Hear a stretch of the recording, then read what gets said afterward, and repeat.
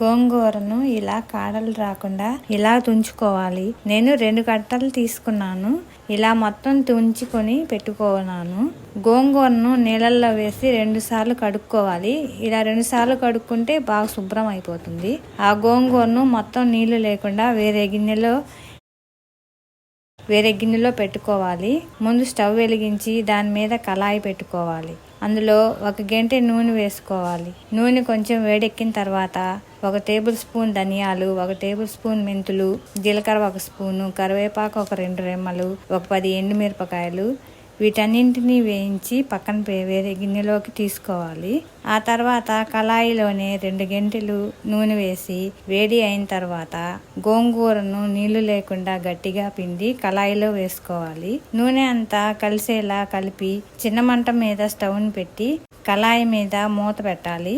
మరలా మూత తీసి మాడిపోకుండా మరలా ఇంకోసారి మొత్తం కలిపి నీరు మొత్తం అయిపోయేదాకా చిన్న మంట మీద ఉడకనివ్వాలి. మరలా కళాయి మీద మూత పెట్టుకోవాలి.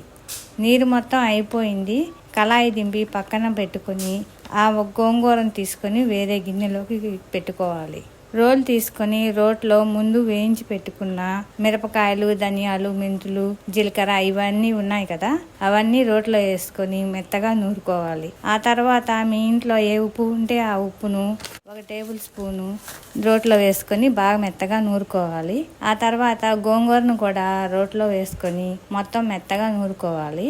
ఆ గోంగూరను వేరే గిన్నెలోకి తీసి పెట్టుకోవాలి. మరలా స్టవ్ని వెలిగించి 1 టేబుల్ స్పూన్ నూనె వేసుకోవాలి. ఆ తర్వాత నూనె వేడెక్కిన తర్వాత 2 ఎండుమిర్చి బాగా వేగనివ్వాలి. ఆ తర్వాత 1 స్పూను ఇంగువ వేసి కొంచెం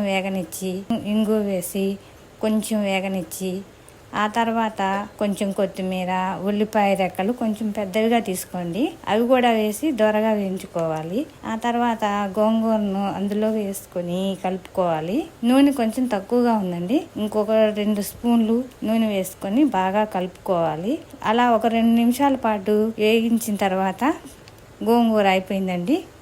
ఈ గోంగూరను టిఫిన్లోకి కానీ, అన్నంలోకి కానీ, పలావ్లోకి కానీ, బిర్యానీలోకి కానీ ఎందులో అయినా వేసుకొని తింటే బాగుంటుంది. గోంగూరను అచ్చం నూనెతోనే అన్నీ వేసి వేగించి చేసాం కాబట్టి ఒక 2-3 రోజులు కూడా బాగా నిలువ ఉంటుందండి.